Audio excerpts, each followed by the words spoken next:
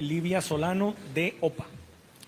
Hola, ¿qué tal? Buenas tardes. Bienvenido al presidente de El Salvador, Nayib Bukele. Ojalá la estadía aquí en Costa Rica haya sido muy placentera y muy pura vida, como decimos nosotros. Entonces, quería hacerle la consulta. Esto es porque el método Bukele tiene cerca de 30.000 presos inocentes en su país, según la organización Socorro Jurídico Humanitario. ¿Considera que para evitar la crisis de seguridad que actualmente vive nuestro país, debería de replicarse el sistema? Sí, muchas gracias. Como en todo país, todo país democrático siempre hay oposición. Y pues la oposición es nociva y a la vez es sana. Es una de esas paradojas son esas paradojas de la democracia en donde, como decía Winston Churchill, es el mejor sistema que conocemos, ¿verdad?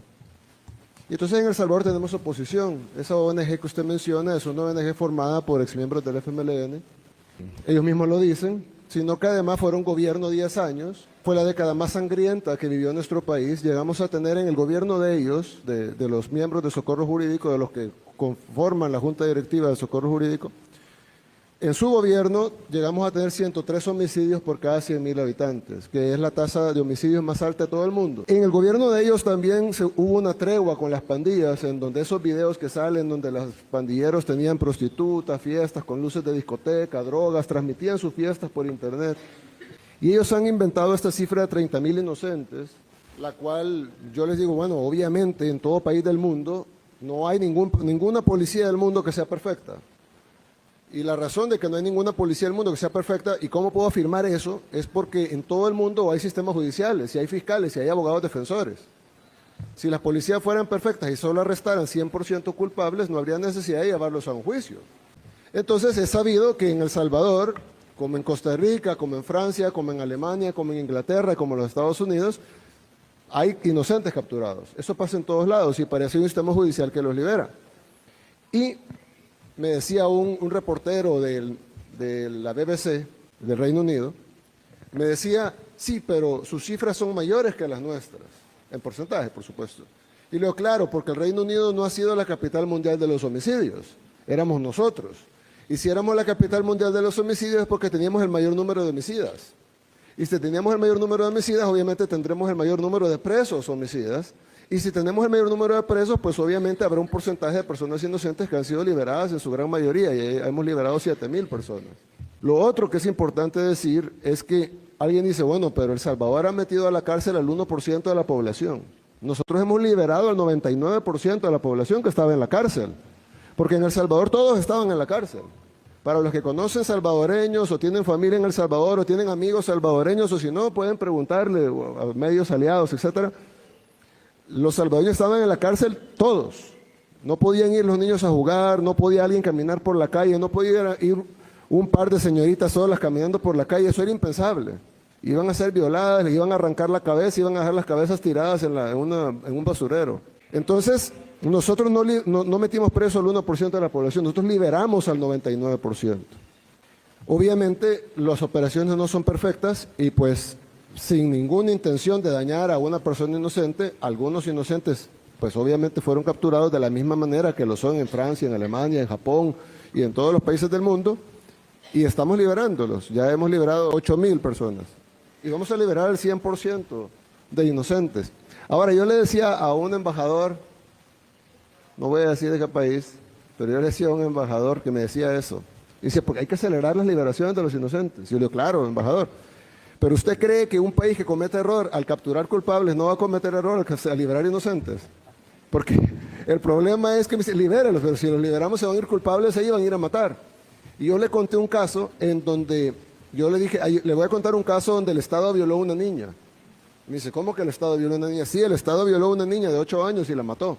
¿Pero cómo fue así? Yo le dije, bueno, se capturó a un hombre por violación en el año 2008. El hombre salió libre, o estuvo preso como 4 o 5 años, sale libre, luego fue capturado de nuevo por violación en el año 2012, luego salió libre, no le pudieron probar esa segunda violación, a pesar que había estado preso por la primera, luego fue capturado una tercera vez, o ya la tercera fue la nuestra, no, luego fue capturado por lesiones a una mujer en el 2014, y ahí sí fue puesto, ahí sí lo condenaron, no, ahí salió libre de nuevo, y luego ya en nuestro gobierno violó y mató a una niña. Entonces a esa niña, ¿quién la violó y la mató? Ese sujeto, claro, y ahora está cumpliendo una pena y nunca va a salir de la cárcel, nunca.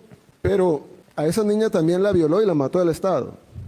Y era una niña de 8 años. Para los que tienen hijas, piensen, o hermanas, piensen en sus hijas de 8 o de esa edad, que venga un sinvergüenza que estuvo 3 veces capturado por violación y lesiones a mujeres, o sea, un psicópata que odia a las mujeres, que viola a mujeres, que lesiona a mujeres, el Estado lo protegió sus derechos humanos, lo liberaron 3 veces y terminó violando y matando a una niña hasta que este gobierno no ponderó sus derechos humanos, sino que ponderó los derechos humanos de esa pobre niña que no debió haber sido violada ni asesinada. Nosotros hemos recibido 200 lecturas de moral de personas que no conocen lo que nosotros vivimos. Nunca nos dieron una solución que fuera factible. El Salvador probó de todo. La OEA incluso patrocinó una tregua completa en donde el secretario general de la OEA, Insulza, llegó ahí a abrazarse con los pandilleros, a los pandilleros les entregaron unas armas en gesto de buena voluntad. El secretario general de la OEA en ese tiempo, Miguel Insulza, recibió las armas de los pandilleros.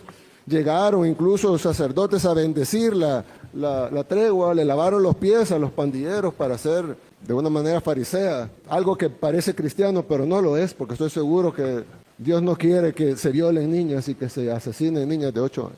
Y ahí todo el mundo aplaudía. El modelo de El Salvador debe ser copiado por el resto del mundo. El Salvador debe de exportarse este modelo que tiene un gran éxito. Y luego se supo todo lo que estaba detrás de esa tregua contra las pandillas, pandilleros que fueron entrenados, y ahí están las fotografías y los videos, pandilleros que fueron entrenados en los polígonos de tiro del ejército nuestro. Ahí fueron entrenados los pandilleros a tiro certero, que significa poderle pegar en la cabeza o en el corazón a los salvadoreños, entrenados por el gobierno, con armamento del gobierno. Se desaparecieron $2 millones de armamento del gobierno, en el gobierno anterior, del gobierno de esas personas que ahora están diciendo eso. Y por último, yo les digo que me den la lista de los 30,000 y que me digan cómo llegaron ellos a esa deducción sin haber, porque dicen hay que hacer juicio, ellos son de los que dicen que el proceso judicial no debe cortarse y debe de agotarse las instancias y llevarse las pruebas de cargo y de descargo. ¿Cómo ellos hicieron sin eso? Nosotros no podemos hacerlo, nosotros no podemos juzgar a alguien sin prueba de cargo y descargo, sin un proceso judicial, pero ellos sí. Ellos ya determinaron que hay 30,000 inocentes sin cargo y descargo, sin pruebas, sin juicio, sin oír al fiscal, sin oír a los acusadores, sin oír a los abogados defensores, sin ver ninguna audiencia, sin escuchar los testimonios de nadie. Ellos ya, por sus poderes mágicos, han definido que hay 30,000 inocentes. Yo lo que les quiero decir es de que nosotros los escuchamos a ellos, no a ellos, pues porque ellos son del FMLN, pero sí escuchamos a muchas ONGs, supuestamente defensores y organismos, supuestamente defensores de derechos humanos, y hicimos sus recetas, las aplicamos, pero luego de 150,000 salvadoreños muertos por las pandillas, y luego de que en un fin de semana mataran 87 salvadoreños, en un fin de semana, nosotros tuvimos una reunión a las 3, 4 de la mañana y decidimos pararlo. Y lo fuimos a parar y lo aniquilamos totalmente en la operación más exitosa en toda la historia de la humanidad, porque tuvimos 0 bajas civiles. Todas las operaciones de ese tamaño tienen centenares, si no miles de bajas civiles. Tuvimos 0 bajas civiles, tuvimos 8 bajas de nuestras fuerzas del orden, de héroes nuestros que cayeron en ese combate, y tuvimos aproximadamente 110 pandilleros. Entonces, haber eliminado el crimen del país con más crimen en el mundo, con 0 bajas civiles, 8 bajas de héroes de la fuerza pública y 110 pandilleros, es la operación más exitosa en toda la historia de la humanidad. Muchas gracias.